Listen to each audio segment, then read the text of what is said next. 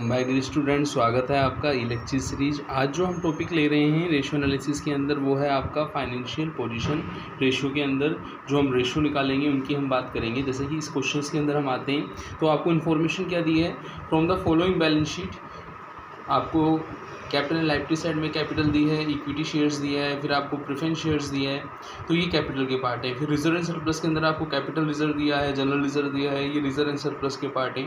फिर आपको long term debts के अंदर दिया है 11% डिवेंचर्स। ये लॉन्ग टर्म आपके डेट्स का मतलब है लॉन्ग टर्म आउटसाइडर लोन है आपके। और नेक्स्ट दिया आपको करंट लायबिलिटीज़, ये शॉर्ट टर्म लायबिलिटीज़ हैं, ठीक है ना। शॉर्ट टर्म डेट्स भी बोल सकते हैं, जैसे क्रेडिटर है, बिल्स पेबल है, प्रपोज डिविडेंड है, प्रोविजन फॉर टैक्सेशन है। ऐसे ही असेट साइड में आप देखें तो असेट्स को डिवाइड किया इन्होंने किसमें, नॉन करंट असेट्स और करंट असेट्स में। जैसे नॉन करंट असेट्स में बिल्डिंग है, फर्नीचर है, इन्वेस्टमेंट है, और आपका करंट असेट्स में डेटर्स है, स्टॉक है, बिल्स रिसीवेबल है, कैश एट बैंक है। अब हम जो रेशियो पढ़ेंगे, आपको मैंने लास्ट लेक्चर में भी बताया था कि हम सोल्वेंसी या long term financial position ratio पढ़ेंगे। उसके अंदर मोस्ट पॉपुलर जो रेशियो है वो डेट्स इक्विटी रेशियो है। डेट्स इक्विटी रेशियो को मोस्ट पॉपुलर रेशियो क्यों बोलते हैं, क्योंकि जो डेट्स होते हैं उसमें हम टोटल डेट्स की बात करते हैं, और टोटल डेट्स होते क्या हैं उनकी भी हम बात करेंगे।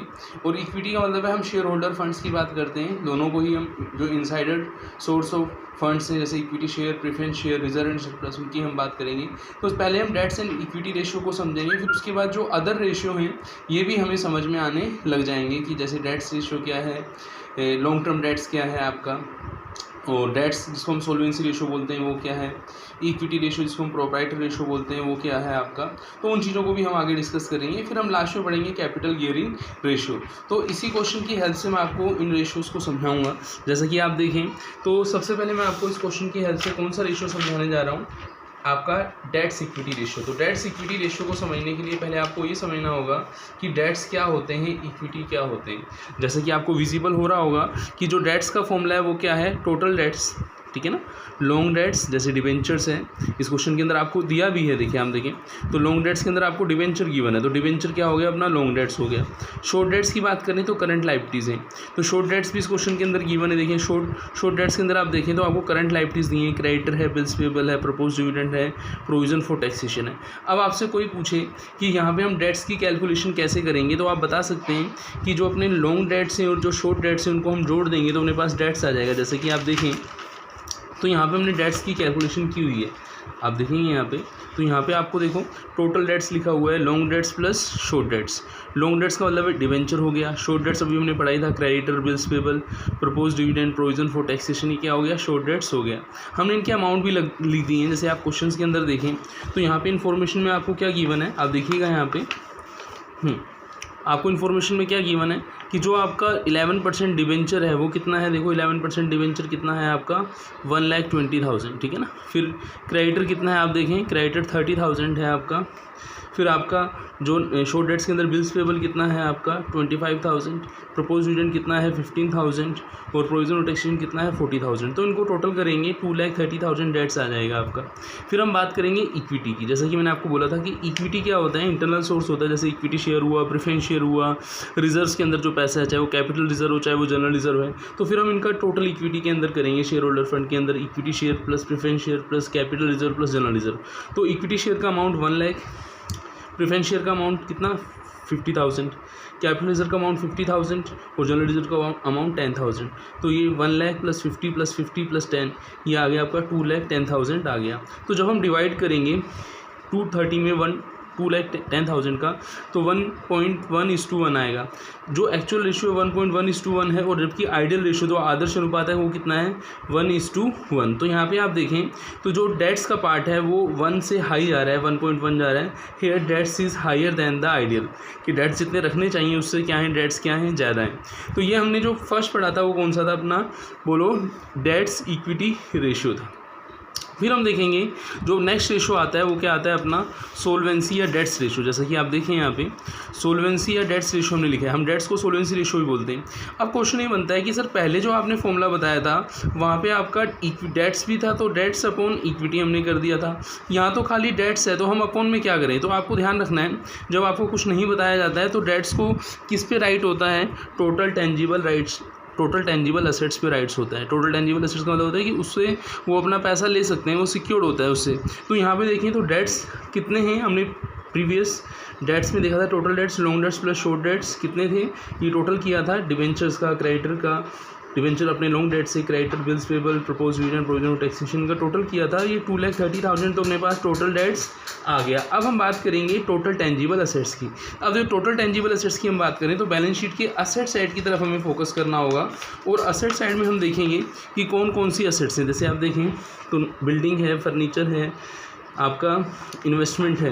अब जो यहाँ पे इंटेंजिबल नहीं है, हमें टोटल टेंजिबल चाहिए। इंटेंजिबल यदि गुडविल होती तो उसको छोड़ देते, ठीक है ना, पेटेंट्स होता तो उसको छोड़ देते, ट्रेडमार्क होता तो उसको छोड़ देते, और current assets as it is लेनी है। डेटर्स है, स्टॉक है, बिल्स रिसीवेबल है, कैश है। तो कहने मतलब है टोटल जो असेट्स गिवन है यहाँ पे, टोटल असेट्स क्या है, टेंजिबल असेट्स हैं 4,50,000। तो यहाँ पे हमने टोटल टेंजिबल असेट्स 4,50,000 कर दिया है। पेपर में हमें वर्किंग नोट भी देके आना है कि टोटल टेंजिबल असेट्स कैसे निकालनी है। असेट साइड में बिल्डिंग को लिया है, फर्नीचर को लिया है, इन्वेस्टमेंट को लिया है, डेटर्स को लिया है, स्टॉक को लिया है, बिल्स रिसीवेबल को लिया है, कैश एट बैंक को लिया है, और इनका हमने अमाउंट रख के इनका टोटल भी 4,40,000 कर दिया है। और डेट्स हमने टोटल डेट्स पिछले जो अपना फर्स्ट पार्ट था डेट्स इक्विटी रेशियो, वहाँ से हमने टोटल डेट्स का अमाउंट लिया था 2,30,000। तो 2,30,000 में 4,40,000 का डिवाइड करेंगे तो 0.52 आएगा।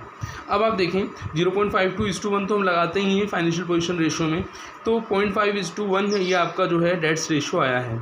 अब आपके दिमाग में क्वेश्चन आ रहा होगा सर, जैसे आपने डेट्स इक्विटी रेशियो किया, डेट से आपने हमें डेट्स रेशियो समझाया, तो ऐसे तो इक्विटी रेशियो भी बन सकता है। बिल्कुल बन सकता है, लेकिन इक्विटी रेशियो से पहले मैं आपको बता देता हूँ, यहाँ पे जब डेट्स थे, total debts, long debts, short debts थे, तो यहाँ पे एक रेशियो और बन सकता है, long debts to equity. Long debts to equity ratio भी बन सकता है कि लॉन्ग टर्म फाइनेंशियल पोजीशन है, लॉन्ग डेट से बनाएंगे। आप सोचोगे सर शॉर्ट से भी बना दो, लॉन्ग टर्म फाइनेंशियल पोजीशन है इसलिए शॉर्ट्स को हम नहीं देख रहे, हम लॉन्ग को ही देख रहे हैं। तो जैसे हम देखें इसी क्वेश्चन में हम आगे बढ़ें तो हमने यहाँ पे देखा है लॉन्ग डेट्स रेशियो है ना, ठीक है ना। लॉन्ग डेट्स रेशियो क्या होता है, ठीक है ना। लॉन्ग डेट्स टू इक्विटी भी पूछ सकते हैं ना। तो long debts upon equity, long debts only debentures थे, 11% डिवेंचर 1,20,000। इक्विटी के अंदर इक्विटी शेयर था, प्रेफरेंस शेयर था, कैपिटल रिजर्व था, जनरल रिजर्व था। वो कितना था, 1,50,000, 50,000, 10,000, तो 2,10,000। 1,20,000 डिवाइडेड बाई 2,10,000 करेंगे तो 0.57 क्या आ गया आपका long debts to equity ratio. तो हमने एक तरीके से देखो, हमने पहले डेट्स पढ़ा, फिर हमने डेट्स से क्या पढ़ा, debts only, debts equity ratio पढ़ा हमने, फिर डेट्स रेशियो पढ़ा ओनली, फिर हमने लॉन्ग डेट्स पढ़ा। शॉर्ट डेट्स हमने क्यों नहीं पढ़ा, क्योंकि सोल्वेंसी रेशियो है, लॉन्ग टर्म की बात कर रहे हैं, तो यहाँ पे हम किसकी बात करेंगे, लॉन्ग डेट्स की बात करेंगे, शॉर्ट डेट्स की बात नहीं करेंगे। अब हम आते हैं इक्विटी रेशियो पे। जैसे यहाँ पे दूसरा जो रेशियो था वो इक्विटी था, जैसे मैंने आपको बोला भी था कि डेट्स इक्विटी था, तो हमने डेट्स के रेशियो पढ़ लिया, इक्विटी के रेशियो पढ़ते हैं। तो जो इक्विटी का रेशियो होता है उसको हम क्या बोलते हैं, इक्विटी के रेशियो को हम प्रोप्राइटरी या शेयर होल्डर फंड रेशियो भी बोलते हैं। इसके अदर नेम भी मैं आपको दिखाऊंगा, प्रोप्राइटरी या शेयर होल्डर फंड। यदि मैं आपको एक वो दिखा देता हूँ, मैंने जो डिटेल जो आपको परफॉर्मा बताया है ये है आपका इक्विटी रेशियो, ठीक है ना। इक्विटी रेशियो के अंदर हम इसके अदर नेम भी हैं, इसको हम क्या बोलते हैं, इसके अदर नेम क्या है, इसी को हम इक्विटी, ठीक है ना, equity to total tangible assets या इक्विटी रेशियो या नेटवर्थ रेशियो या शेयर होल्डर फंड रेशियो भी बोलते हैं। और सबसे मोस्ट पॉपुलर इसका नाम है इक्विटी के बाद इसको हम बोलते हैं प्रोप्राइटरी रेशियो। तो प्रोप्राइटरी रेशियो अपना मोस्ट पॉपुलर नाम है, ध्यान रखना है आपको। इक्विटी रेशियो भी इसका नाम है, नेटवर्थ भी इसका नाम है, शेयर होल्डर फंड भी इसका नाम है। तो इसका फॉर्मूला क्या है आपका इक्विटी रेशियो का, equity upon total tangible assets, जैसे हमने डेट्स के अंदर पढ़ा था। तो equity upon total tangible assets. अब इक्विटी हमने प्रीवियस पार्ट के अंदर देखा था, इक्विटी कितना आया था अपना, देखो प्रीवियस पार्ट में देखें तो इक्विटी कितना आया था, इक्विटी आया था आपका 2,10,000, है ना, है ना। और टोटल टेंजिबल असेट्स कितनी आई थी, टोटल टेंजिबल 440। तो 210 में 440 का हमने डिवाइड करना है, 210 में 40 का डिवाइड करना है, 210 डिवाइडेड बाय 440। यदि आप कैलकुलेट करना चाहें तो इक्विटी के अंदर क्या है, equity share, preference share, reserve capital, general reserve, ठीक है ना, 1,50,000, 50,000, 10,000, ठीक है ना। और ऐसी बात करना चाहें किसकी, आप बोलो टोटल टेंजिबल असेट्स की करें तो टोटल असेट्स आ जाएंगी वही अपनी, बिल्डिंग है, फर्नीचर है, इन्वेस्टमेंट है, डेटर्स है, स्टॉक है, बीआर है, कैश है। ये टोटल कितना आया था, 4,40,000 आया था, तो 4,40,000 आ गया। 210 डिवाइडेड बाय 440 तो कितना आ गया, 0.48 आपका प्रोप्राइटरी या इक्विटी रेशियो आ गया। अब क्वेश्चन ये बनता है सर हमने डेट्स रेशियो पढ़ लिया, हमने इक्विटी रेशियो पढ़ लिया, हमारे सोल्वेंसी रेशियो में और कौन सा रेशियो आता है, तो एक रेशियो आता है आपका जिसको हम बोलते हैं कैपिटल गियरिंग रेशियो। वैसे तो नाम इसका है कैपिटल गियरिंग, का मतलब है कि कैपिटल हमारे पास एक तो फिक्स्ड कॉस्ट वाली होती है और एक वेरिएबल चेंज होती है जिसकी कॉस्ट। तो फिक्स कॉस्ट के अंदर हम देखें तो जैसे 11% था डिबेंचर, 8% प्रेफरेंस शेयर, तो प्रेफरेंस शेयर भी फिक्स होता है और डिबेंचर भी फिक्स होता है। इन पर फिक्स है, जैसे 8% प्रेफरेंस शेयर का मतलब हुआ है इस पर डिविडेंड रेट है 8%, 11% डिवेंचर का मतलब हुआ है कि 11% क्या है, इंटरेस्ट रेट है। अब हम अपॉन करेंगे variable cost bearing, equity shares plus capital reserve plus general reserve. तो हम देखें प्रेफरेंस शेयर है कितना 50,000, 11% डिवेंचर कितना है 1,20,000, तो 50 + 120 कितना आ गया 170 आ गया। अपॉन इक्विटी शेयर कैपिटल कितना है 1 लाख, कैपिटल रिजर्व कितना है 50,000 और जनरल रिजर्व कितना है 10,000, तो ये कितना आ गया 1 लाख + 50 + 10 160। तो 170 में 160 का डिवाइड करेंगे 1.06 आएगा। ये आपका कैपिटल गियरिंग रेशियो है। पर ये ध्यान रखिएगा अल्फ़ाबेटिकल एफ पहले आता है अपॉन वी वेरिएबल, तो ये अपना कैपिटल गियरिंग रेशियो यहाँ पे हुआ। और यहाँ पे हमने जो अपना क्वेश्चन था कि हमें इस बैलेंस शीट के इससे क्या कैलकुलेट करने थे, सोल्वेंसी रेशियो, वो हमने कैलकुलेट कर लिए। ठीक है ना, तो मिलते हैं नेक्स्ट वीडियो में। थैंक्स।